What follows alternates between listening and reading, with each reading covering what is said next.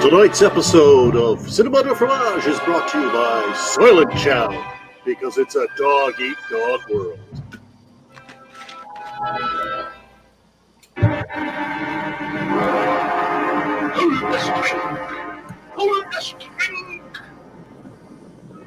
The mistakes made.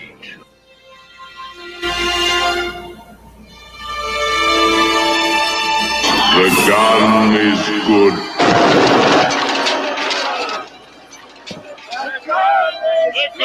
I did not hit her. It's not true. It's bullshit. I did not hit her. I did not. Oh, hi, Mark.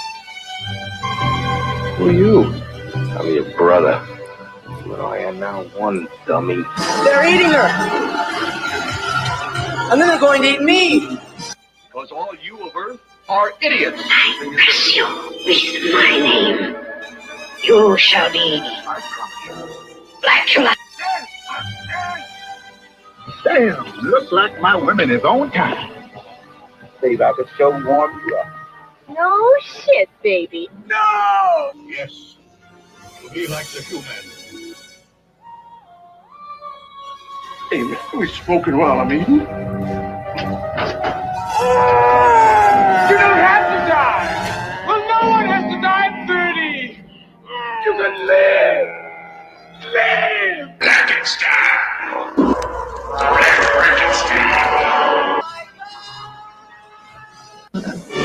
Oh, man! Oh, God! Oh, man! Oh, God! Oh, man! Oh, God! Oh, man! Oh, God! Oh, man! Hello! Welcome to Cinema de Fromage. It's another week and another movie. This week, Soylent Green. And with me are the usual gang. Trailer. Oh, we got a trailer first? Well, then let's find out what movie we're watching through the trailer. Spoilers ahead, I'm sure. What is the secret of Soylent Green? New York City, in the year 2022. Nothing runs anymore. Nothing works. But the people are the same. And the people will do anything to get what they need. This is the police! What they need most is Soylent Green. The supply of Soylent Green has been exhausted. Return to your home.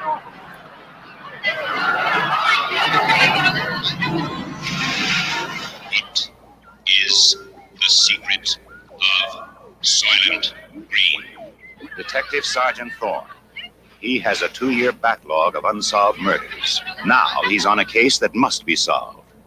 Saul Roth, Thorn's private library.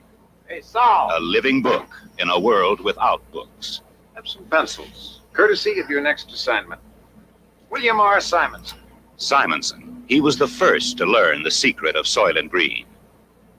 They told me to say that they were sorry, but that you had become unreliable.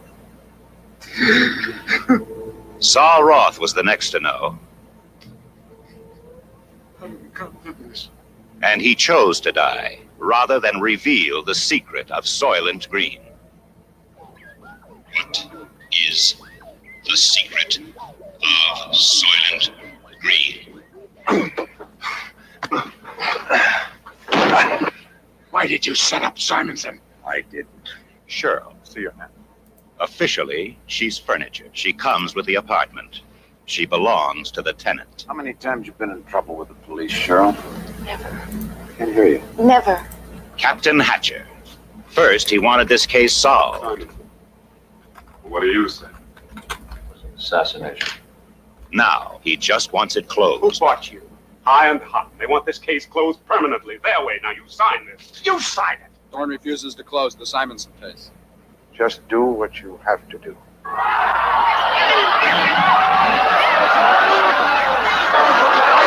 Where did you go with Simonson? He took me to church. Church. Bless me, Father, for I have sinned. It has been 6 months since my last confession.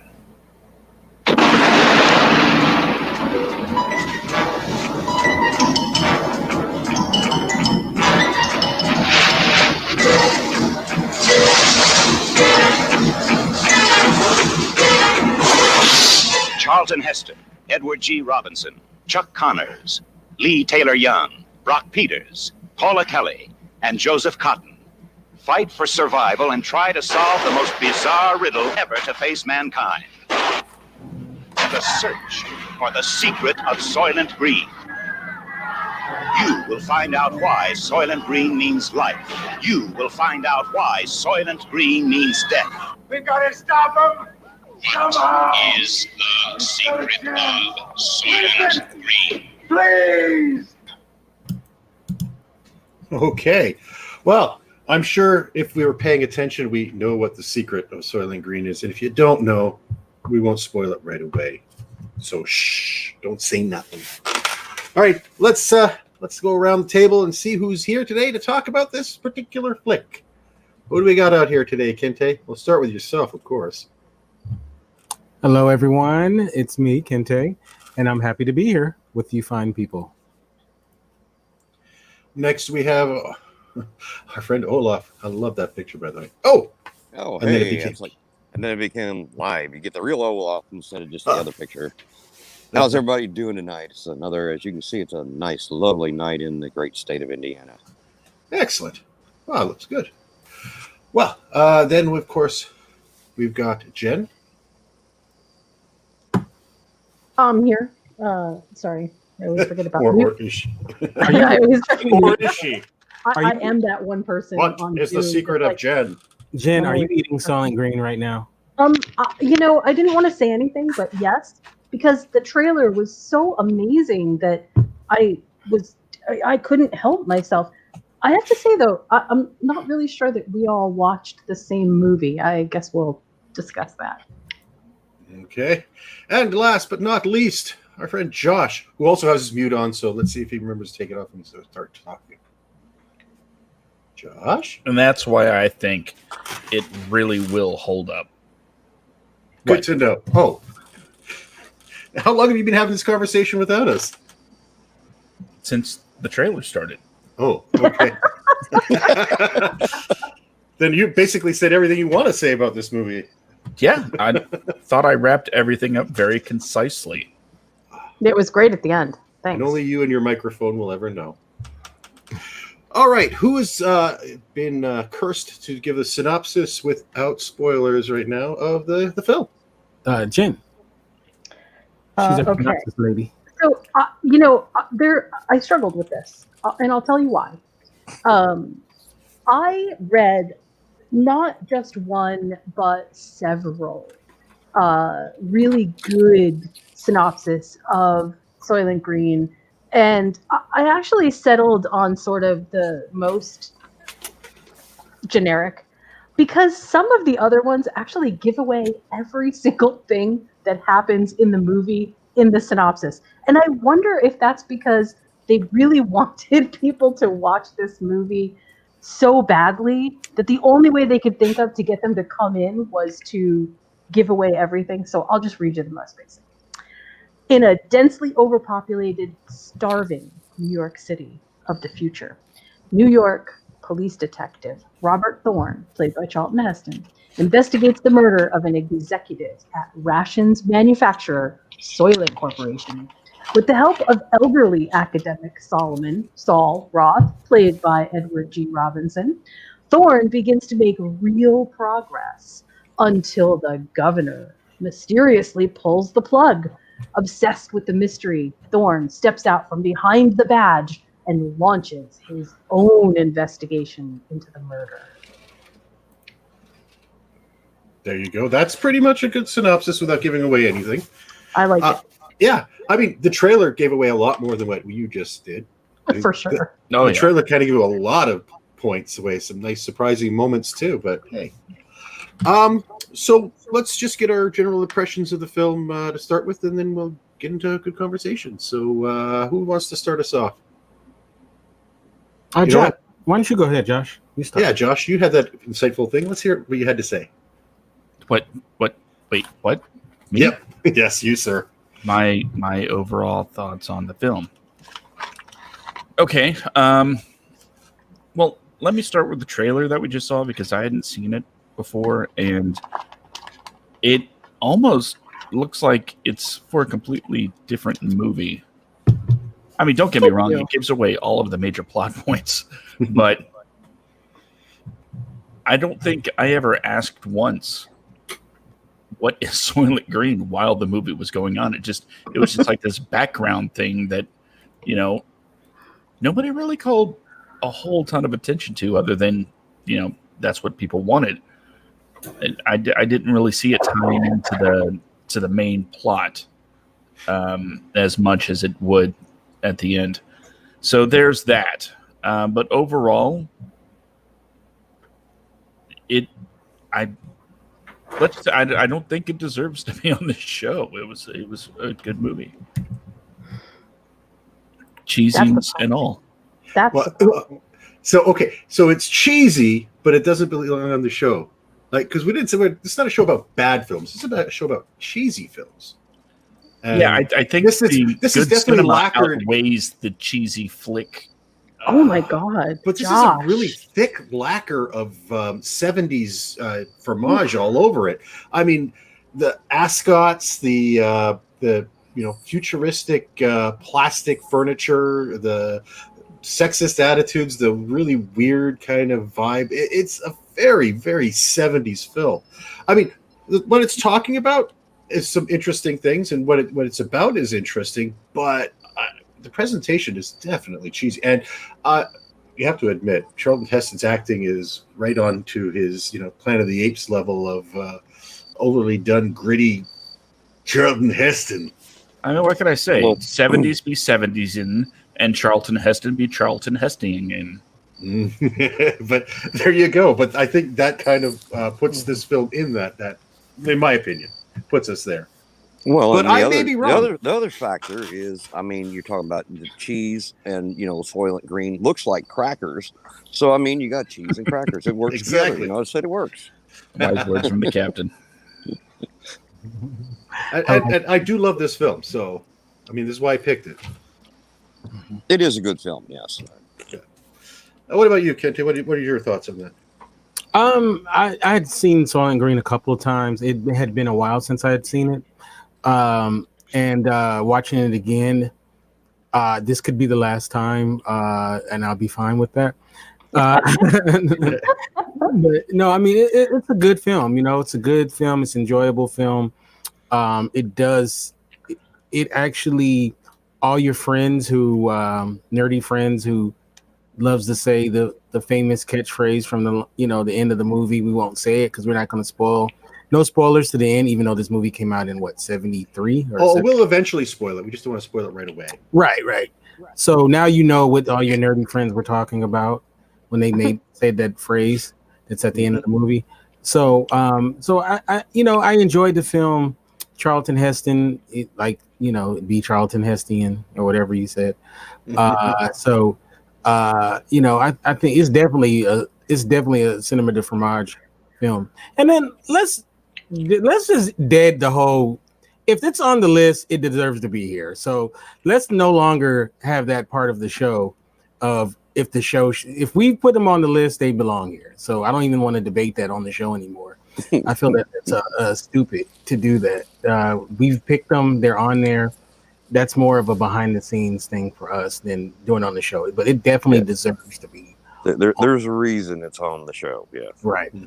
Right. So if we put The Godfather on here, it deserves it. Yeah, I mean, we won't be putting The Godfather on here. Maybe unless it's Black Godfather.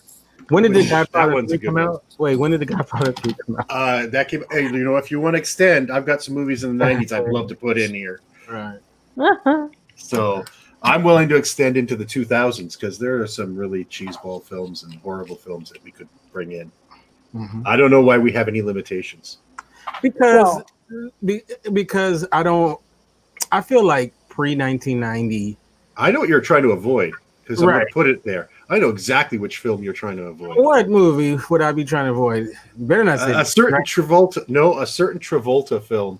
Oh, 2000. No. Battlefield Earth. Oh, Battlefield Earth. You bet. Yeah, that's when I'd be sick for that episode. Yeah. Oh, come on. I would also be sick. I love that film. That is torture to have. Oh, come on. I had to watch it because of a girl that I was seeing, and let's just say we're not together anymore. So, but I would rather so that read was the deal Dionysus. breaker in that one, huh? yeah, that was it. I was like, you're definitely not the one for me, sweetie. No, Anyways, let's go back to the film in question here, which is Soylent Green. So, the main thrust of the film basically is the whole idea of it's the 70s dystopia film of sci-fi that was coming out in the early 70s, late 60s. You had stuff like this. You had Planet of the Apes. You had Logan's Run. A couple of other Solaris from Russia. You had what was that one with the eco one where the guy is in the was looking after the trees in orbit? I'm trying to remember that one. Anyways, sci-fi at the time was basically taking a very gloomy look at what the future holds for mankind. I mean, for a while there, everything about the future was, was bright and beautiful, and now come the 70s, there's sort of this dour look at what was coming. And in this case, they're talking about ecological and population problems. One of which is sort of coming true now, and one which now is not a factor. Overpopulation, luckily, did not go the way they thought it was going to go. I mean, they were talking about having, like about 20 billion people on the planet by 2000, which we never got to, thank God. But they do talk about things such as the greenhouse effect, which is sort of talking about global warming to an extent of what they knew of it at the time. So it was some... In those cases, I think the film was interesting because it kind of give you, okay, this is where we can go if we start overusing all of our resources and we don't do things to change the way we are. That basically you'll have increased poverty. You will have, if you look at the gap between rich and poor, it's huge there. I mean, and even then, the rich aren't really doing that well. I mean, they have air conditioning, they have soap, and they have water and cold water. But if you look when they go to one of my favorite scenes is where they're going into the store to buy the food for the rich, and it's like a stalk of celery, a wilted stalk of celery, some really manky looking vegetables, and then the piece de resistance is like, oh, beef like you've never seen, and it's this manky thing hanging off a hook in a small freezer, and it's like, oh geez, okay, and that kind of gives you an idea that even the rich people at the time are still not doing that well. They're really screwing up the planet, and I that's the kind of stuff that made me interested in this film. Those kind of moments. Mm-hmm. No, I agree. The thing that this is funny because I believe the date in the film is 2021 or 22. So yeah, we're basically knocking on the door. It's actually funny in the last couple of years. We've hit the years in movies that were set in the future that were very popular. Obviously, 2001, we've hit that. Back to the Future is 2015. Right. And it's hilarious. Back to the Future 2 wasn't that far off than you think. If you actually, there's a video on YouTube. I don't have a hover car. If you look at, there's this video that shows you like a lot of the things it predicted are actually here, but maybe not completely to the degree of it, but it is kind of here. But anyway, the fax machine definitely went out of style really quickly. But this film, the way things are going, and they talk about food instability a lot, and a lot of things. I mean, this film is 2 years away, and the way things are going in 2020 almost seems like this is the prequel to Soylent Green. Like we living in the prequel. So this film, scarily enough, could kind of be hitting the money, like on ways that more so than we give it credit for. Let's hope that they're completely wrong, but it's kind of scary though that but anyway, so going back to it, the thing that I enjoyed about the character that Charlton Heston played is he's somewhat of an anti-hero. Well, he's awful. Yeah, he's an awful human being. Yeah, he's not like the guy in the white hat. No, he has kind of a gray hat on. Well, I don't even know if it's a gray hat. I mean, it's a sweaty, greasy hat, that's for sure. but everything is sweaty and greasy in this film. Yeah. He's an accidental hero. He's the accidental protagonist. He's not it's such a unique trope in storytelling, which I think is what makes this film stand out above its cheesiness.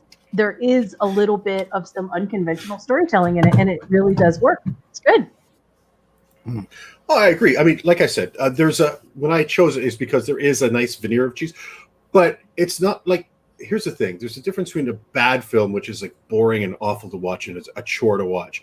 And then there's a bad film that is, interesting or fun. And this is one of it's an interesting film. It's not necessarily a bad film, but it's kind of marred by its like the kind of attitudes of the era, which are kind of weird and bizarre in the 70s and everything. But also a thick layer of overacting. Yes, definitely. But and it's strange because they have a lot of TV actors in there too. I mean, Chuck Connors was known as for the show called The Rifleman in the 60s and that was kind of how he was known, and he was sort of playing the heavy in this one. But the thing is, there's some interesting things in this film. There's some really good things. Like, it's a very watchable film. I mean, despite all the stuff, the out-of-date video games that are supposed to be futuristic, and the fact that women are furniture to be, bought and sold with apartments and stuff like that, and just the awful clothes and everyone's wearing. But there's some really interesting, like Charlton Heston's character is interesting because he is a cop, but he is the cop in the worst sense of that means. Like, he goes into a murder scene, and his first job there is not to, figure out what happened. He's literally looting the apartment for anything he can get his hands on. He steals a bar of soap. He steals all the food that they brought in from the grocery store, stuff that he'd never even seen before in his life. He, steals whatever he could get. He's, he steals brandy, I think, as well, if I remember correctly. And he's just looting the place, and he's doing it openly in front of everybody because he knows, he's a cop, and that means that anybody who does anything, that's going to be their trouble. If they say anything, that's going to be their trouble. It has nothing to do with him. He can do whatever the hell he feels like, and nobody can do anything. It's so hard to believe that he had so many open cases, as this said. So, I think one thing we should start doing, and we've done this before in previous shows, is to give kind of a backdrop of the year that this film came out. Start listing some other films that came out that year. And so I have a list of films that came out in 1973. And we want to focus on 73 specifically because we could do the whole decade, but that we'd be doing. No, I mean, that'd be interesting to look at that year. So that year, Live and Let Die came out. Mean Streets, Westworld, a movie that we talked about before. Yep. On the show. Oh, another scientific dystopia. American Graffiti came out that same year. The Sting came out. High Plains Drifter came out. The Wicker Man, not the Nicolas Cage. I love that film. The Exorcist also came out that year. Walking Tall came out. Serpico came out that year. The Day of the Jackal, which is a great film if you guys haven't seen that, came out. Magnum Force came out that year. Enter the Dragon came out, one of my favorite movies. And Godzilla versus Megalon came out. We could actually do that on the show. Yeah, we should do a Godzilla film. We definitely had That's one of my choices for next season. And okay, so that gives you an idea of the movies that came out that year. So it was a pretty good year for some cinema there, and and this is kind of was in there with that mix. And it made. How did you see how it did financially? Like, I don't think it did great. I think it did okay. It did 3.6 million. That's rentals. My bad. Did better than rentals probably. Yeah. You could have rented it in 73. No. No, it says box office, but then it says rentals though. Huh. It's including rental prices later. I don't know. Yeah, let me see box office. All right. While he's doing that. Just that says 3.6 million. Okay. Yeah, 3.6. So not that much. Yeah. So But you know what? The thing is with this film, though, it does have a bit of a lasting thing. Like, okay, like you said, nerds. Like anybody who watches cinema from anywhere past, older than 10 years ago is going to probably be seen as a cinema nerd. But anyone who does watch older cinema will probably have seen this, or at least know enough about this one, because it does have its famous ending. It also, I think, because it does have sort of something to say, and it is an interesting one. And it for anyone who loves old actors and everything, this was the last film that was done by Edward G. Robinson, who burst onto the screens in 1930 with Little Caesar. And he was what most people thought gangsters talked like back in the day. If you watch any old movies where they're making gangster talk, you'd be like, "Yeah, see, I'm doing this, eh?" And that was his performance that they're mocking. But that was how he was. I'm Johnny Rico, see, and you're going to be doing what I do. That old style 30s kind of acting. But I really loved him in this film, actually. He's one of the few decent people in the film as far as characters go. He's a decent person who's caught in a really horrible time. And there's some really good scenes between him and Heston that actually hold up pretty darn good. And I'm thinking of one, the dining scene where he's cooked up food for Charlton Heston, and Heston's never had real food. So there's one point where he's eating an apple. He eats the core itself too and leaves just the stem because he has no idea. He just eats the whole thing.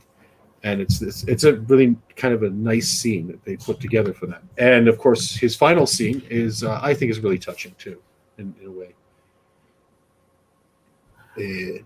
Wow. Anybody else have anything to say? It didn't finish in the top 100. Wow. Box office. No. It was like but you think there was a lot more films coming out during the 70s, like per year too. So you probably wouldn't have gotten. But I mean, it had enough an effect that people still know it later. Like it's not a film that kind of went in obscurity and disappeared. No, it definitely didn't do that. No. Which is a good thing. So I'm really interested to let's get into like the cast of characters beyond Charlton Heston. I guess the next person to even talk about is the rifleman Chuck Connors himself. What do you guys think about him as a villain? He wasn't the villain. He was, what would you say, a henchman? He was a henchman. He was glorified henchman. Yeah. He was the odd job, or in the original Star Wars Darth Vader, the fist for the company, for the bad guys. But there was no real. Here's the thing, and maybe this is what makes it more insidious, is that there is no bad guy. It's basically an entire system they have that the guys in the corporation are trying to protect that secret that they have, which is what's holding everything together. And so there's no real one bad guy who's sitting in the back chuckling away and going, I've got you now.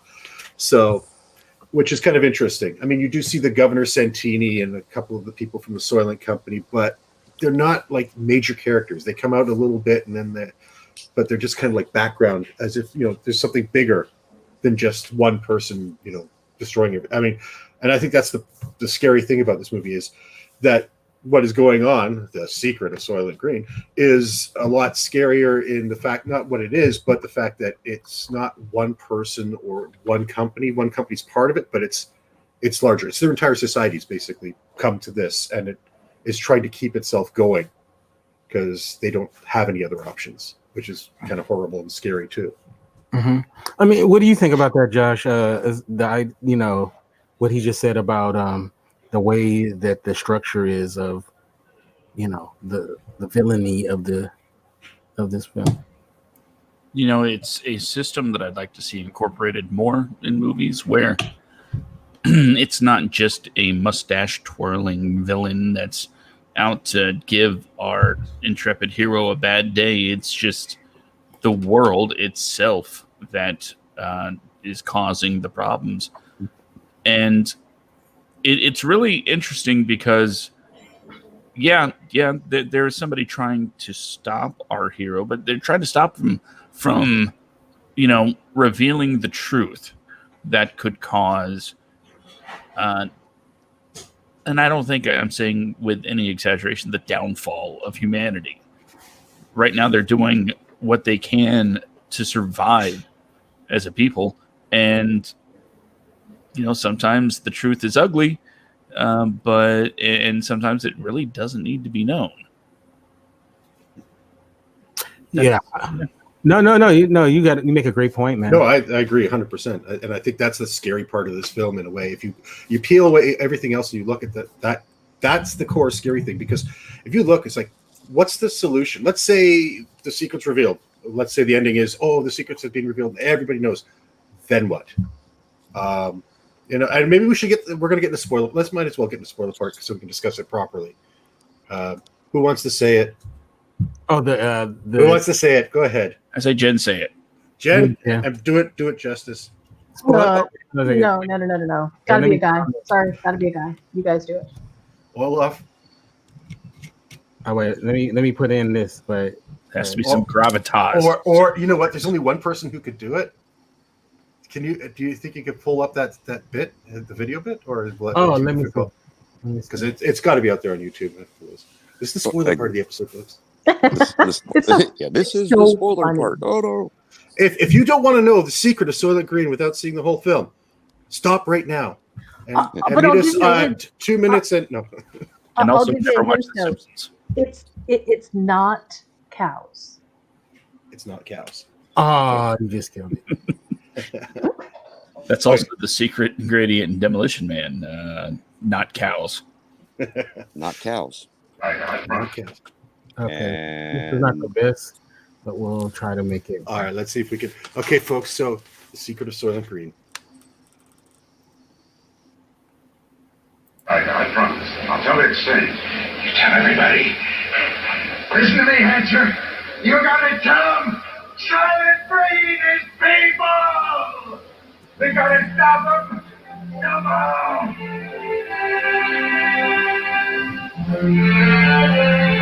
That's good enough. You gotta like it when somebody just points a camera at a TV set. Here, I got it.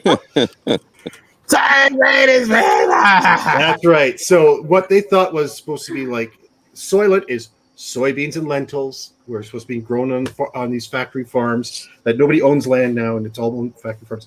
And that special ingredient was algae from the sea and everything. And what they had found out was basically at one point it says the ocean. It tastes like chicken. What's a Soylent Green taste like? Oh, it differs from person to person. Well, no, that's not my joke. I stole that. So I do have a question though. In other words, since Soylent Green is made from people, if the person that it's made from happened to be kind of a crappy person, does the Soylent Green taste kind of crappy? It does. Absolutely. Well, that's the thing. So, and that's if you're hungry enough, you don't care.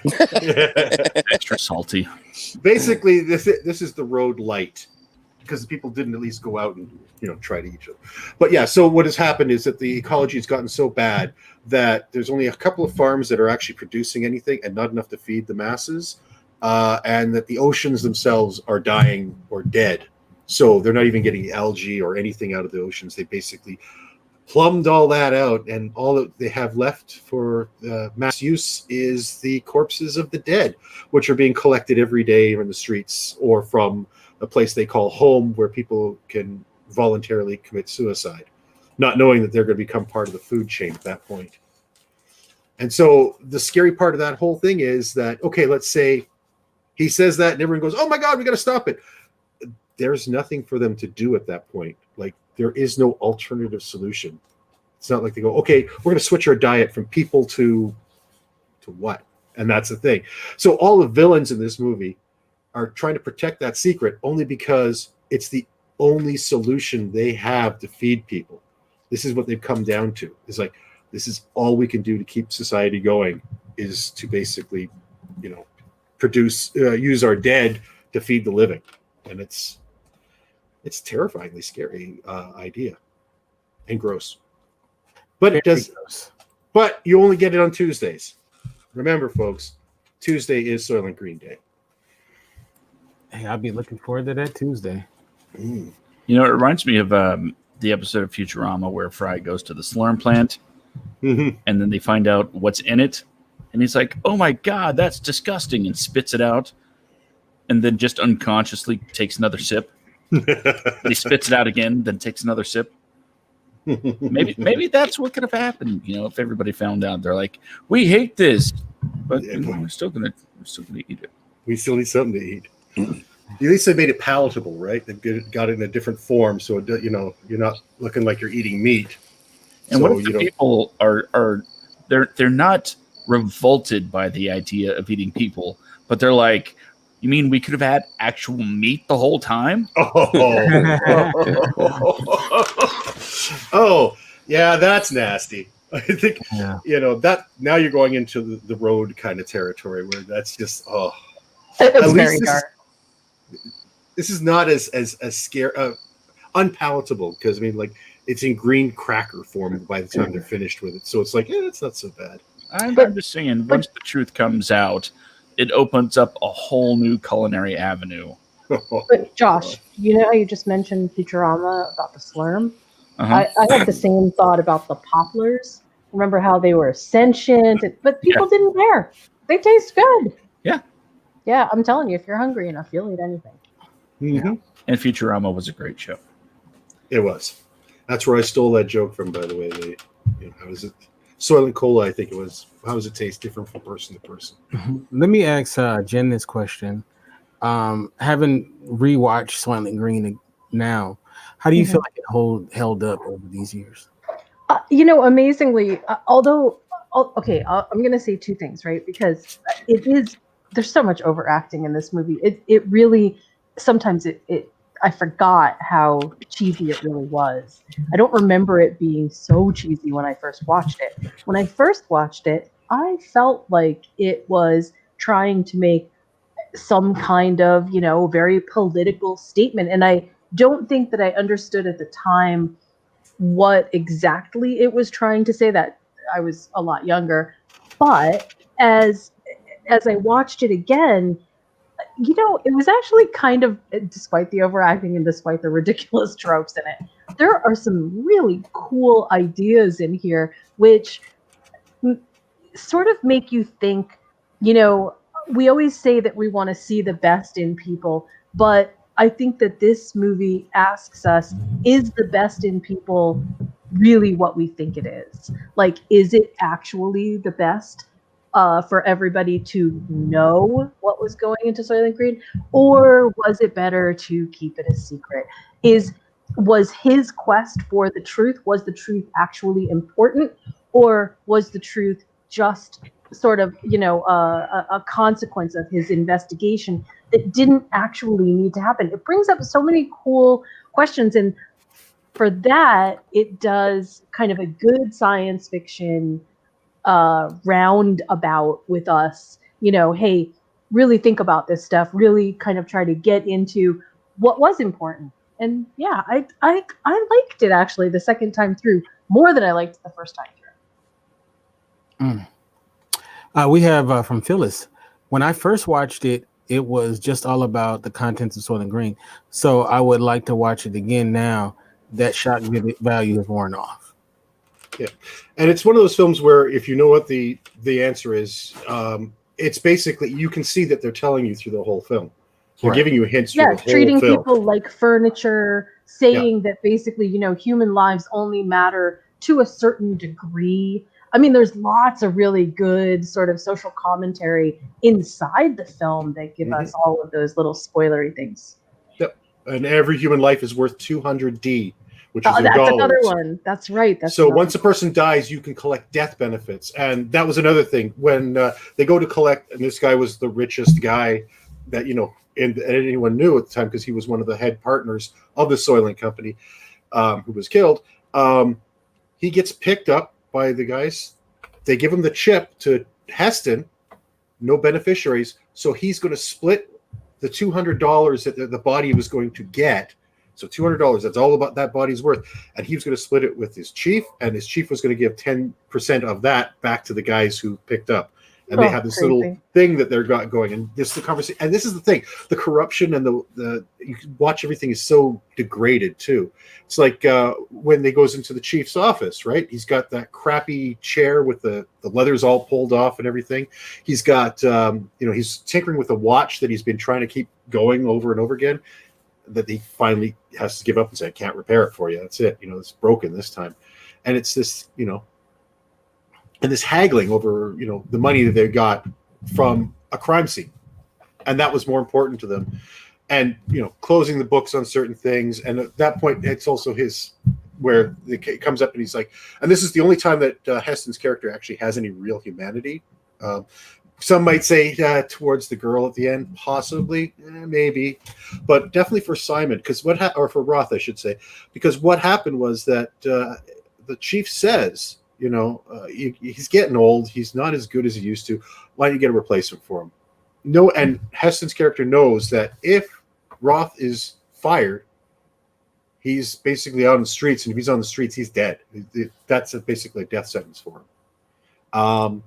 It ends up, sorry for the spoilers, but Roth does take his own life anyway.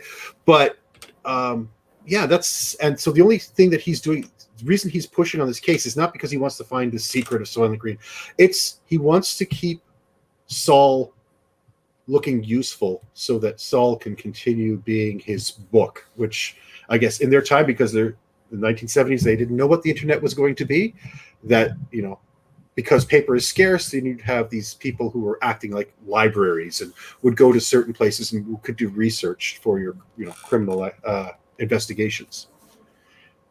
So, I mean, I actually the only thing I like is that relationship between Saul and Thorn is a really good relationship, where, Saul's like, I love you, I love you too, whatever. And they're just throwing that back and forth, but they actually do care for each other, in a world where life is cheap and horrible. That's the only humanity that you can see is these two people, looking out for each other.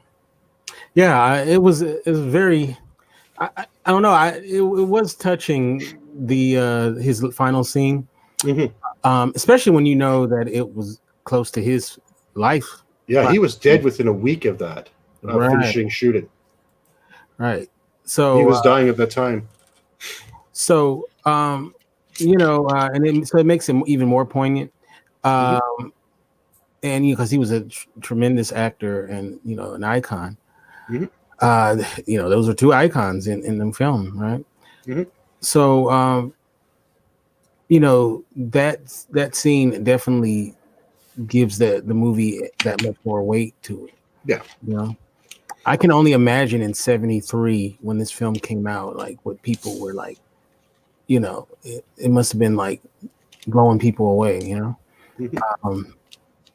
so can I just say, I just want to say something, because sometimes I think, especially in movies like this, right, despite the fact that it's easy for us at this point to sort of discount a lot of the dystopian themes to it, I've been noticing more and more that I think that part of this is that because we feel like we are living through our own dystopia, we end up sort of minimizing a little bit how incredibly really bad that seemed. Like, I mean, it's hard for us now, after a lot of the stuff that we've already been through, especially over the past couple of years, to sort of put ourselves in the position of why would this have been so terrible, and overcrowding, whatever.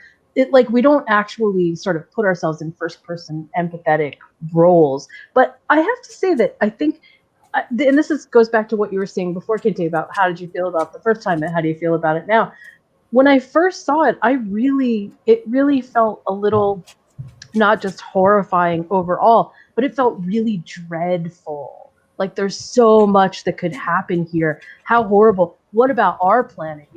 Are we going to actually work toward that reality? Is that what's actually eventually going to happen? I mean, now I feel like we could say, well, obviously that's not really what's going to happen. And of course, we've got this and we've got that. But it's really weird how just maybe a decade or maybe 2 at the most it's really changed our whole perspective on what we consider to be dystopia, you know? Right. Right. No, it's it's very interesting. Well, there were some articles at the time, just prior to the movie and everything, which kind of fueled it, where they were talking about the population explosion and the fact that we couldn't feed everybody, that, you know, the growth of the planet would be so exponential that we wouldn't be able to feed everybody. And that was the fears at the time. And those are reflected in this film. The reality is that population, thank goodness, is actually, you know, not going up the way it is. In fact, it's starting to plateau a little, and in some of the developed countries, it's starting to decline a little. Plus that, and we've you know, genetically modified foods and everything has allowed us to feed more people than we've ever been able to. And so, the whole idea that we're going to run out of food and everyone's going to starve to death, that's disappeared too. But those were serious concerns at the time. So, when you look at dystopias, it's basically you're looking at the fears of the people at the time it was made. Yeah. And so what we do in our dystopias now is telling more about us and our fears now than it is about what the future actually holds. It's a little bit like personal horror, right? Where we are looking at a situation where we have to put ourselves in the position of being in that danger. And if we can't understand that danger, it's hard for us to take it seriously. But the moment that you make it feel like, oh my God, this is an actual like The Handmaid's Tale, you know, if you would have told me 20 years ago that was going to be, oh my God, people are going to think that that's actually what's happening, I would have laughed and said that's ridiculous. But now we look at it and go, oh, whoa, wait a minute.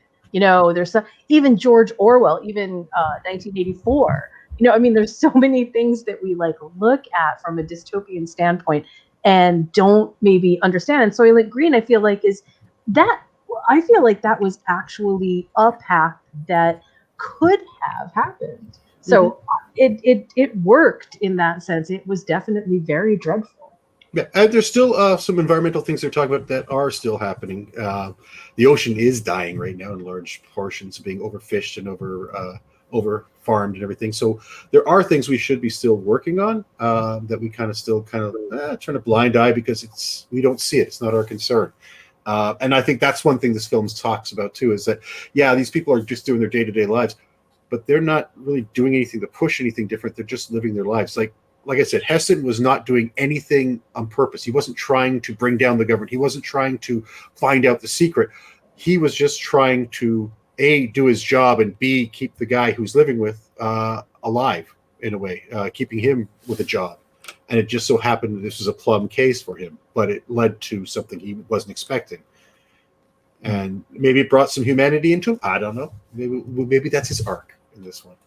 You know, I was thinking we should in the future do like a segment of if this movie was made today and kind of just run down what they would do differently. This would be somehow an action film. Yeah. It would be. It would star a lot of pretty people. Right. Who look good, sweaty. Right. It'd be totally a different film. And there'd be one guy in control of the Soylent Company, and he would be like, I've destroyed humanity. Ha ha ha ha. Right. Okay, head of company, you're evil. Thank you. All right. So any last words? Maybe we should just go around the room, starting with Olaf. Yeah. Any last thoughts about this film? Well, you know, I enjoyed it. I liked the film. One of the things is like, you know, the rifleman. Am I the one that noticed that he wasn't that good of a? Yeah, he wasn't the rifleman. Oh yeah, he was shooting everybody but Heston. It's like I'm like, we didn't even talk about my favorite scene too. Right. It's like, yeah. So I mean, all in all, I enjoyed the film. I thought it was, you know, it was funny and it was like, okay, yeah, that's kind of weird, but you know, in a good way. I enjoyed it, but that's the one thing. Is like, yeah, the rifleman, he should have been shooting a whole lot better than that because he had everything but the target. What about you, Jen? Last thoughts from Jen, who's on mute. She's prepping. Okay. So we don't have Jen, so we're going to go over to Josh. What are your last thoughts, Josh? My last thoughts. well, like I said before, it's actually a very good movie that suffers too much from being from the 70s. And I don't really know how to blame that on the movie. I wouldn't mind seeing some sort of, I don't want to say use the word, but I'm going to have to. I wouldn't mind seeing some sort of remake as long as it stays with the original intent of the story. You know, something that tones down the acting a bit. Maybe something that uses, I don't know, stuntmen when they get shot and fall. Because he showed it in the trailer. I can't believe this is the fall they showed in the trailer when the guy falls off the scaffolding, grabs the chain, lands on a platform, just like fine, he's fine, and then he just rolls off that to the ground. And yeah, they could probably do that a little bit better these days. He rolled off onto the Soylent Green conveyor. I'm like, okay, and knocked him out. Okay. And then he got processed. Mm-hmm. Or he just ended up in a box. Hilarious. It was just so weird. It was so weird. He's perfectly fine. And then, anyway, like I said, it could definitely use a modern touch-up as long as it keeps the original spirit of the movie. Mm-hmm. And you know that would never happen. No. You know what? We forgot my favorite scene. Just to talk about, just a quick side, the dehumanization. We forgot to talk about the plow scene, where the crowd control was basically giant dump trucks with giant plows in front, which just scooped up people and just threw them into the back. Yeah, that was one of those scenes that you don't forget once you see it. It's like, well, that's kind of horrific. There's certain people that shouldn't see that unless they get ideas. Oh, yeah. Well, yeah, and I like to hold whenever they brought the scoop down, they made sure that it made they always made sure it made a very loud bang when it hit the ground. Oh yeah, yeah. And then scoop them up. Yep. Yeah. Now, Jen, are you back with us? Yeah, I'm so sorry. There's stuff happening. I was trying to keep my mic on mute.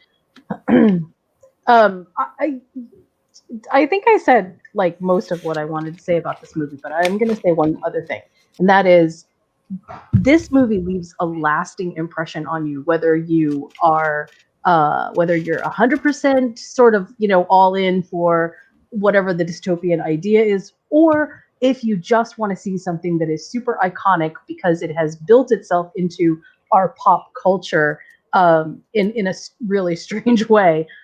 It really leaves a lasting impression on you. It was a great choice for a movie because it is both really good, which none of my movies really are, and also was just crazy with the overacting and the levels to which the movie went to sort of hit us over the head with every thematic piece that it could by saying, look here, look here, look here, look here. I mean, that to me is like the best part of the cheesy camp that the movie could get. So those are my final thoughts. All right. And mine is, you know, very good movie.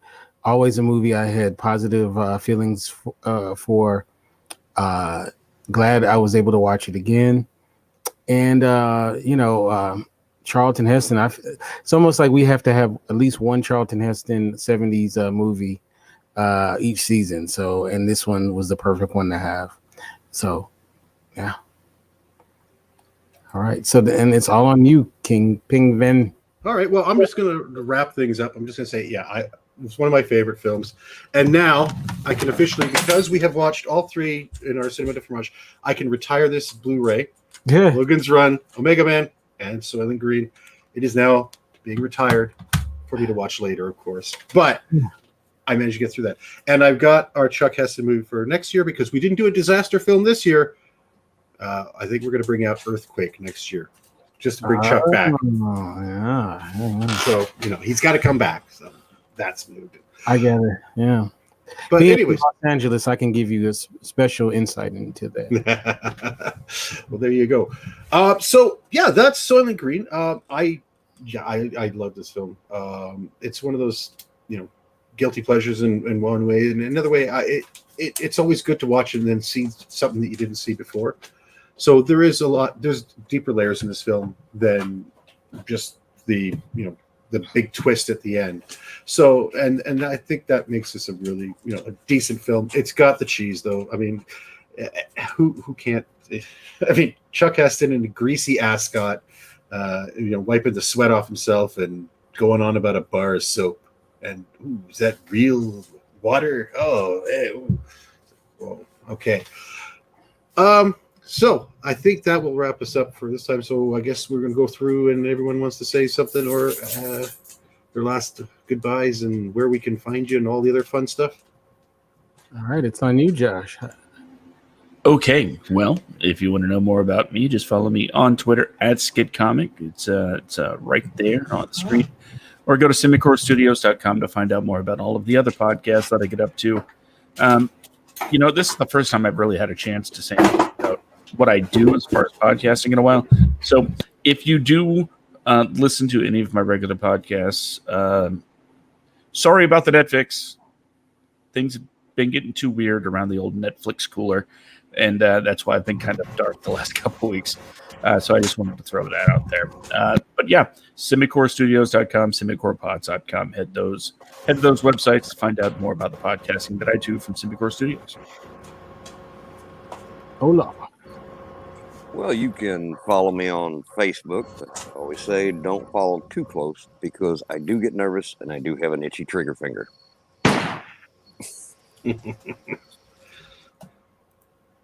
Jan.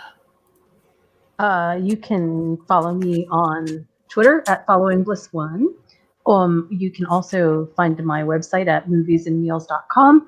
And just so you know, even though Olaf has the sound of the gun, I know for a fact he doesn't eat people. So everybody's safe. By the way, I wonder what meal would have been for this movie. So I actually have a recipe up for Soylent Green. I don't know if you are interested in it. If you are, head over to moviesandmeals.com. It is a pea soup with a bacon flesh over the top. It's absolutely amazing. I worked very hard on it. You'll have to check it out. But no people, right? No. Regular pig, not long pig. One small child blended and You can get me at Kente F on Twitter, Kente Ferguson on Instagram. Of course, the website is indyradio.org. That's INDY radio.org. And you can't get me.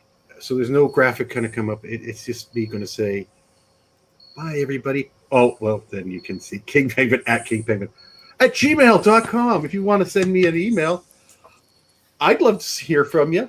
But other than that, no, go away. So with that, I think it's time to say, do we want to introduce what the next film in our exciting category is? Yeah, actually, you guys who are watching us live, we will be doing another episode in just about 10 minutes. We're going to be covering Fire and Ice, the movie that we watched on Tuesday. So stay tuned. We're going to close this out and then come back and do Fire and Ice. So if you are listening to us live, stay tuned. We'll be back on, not on this link, but on a whole new link. So thank you. And we will Thanks for listening. Thanks for watching too.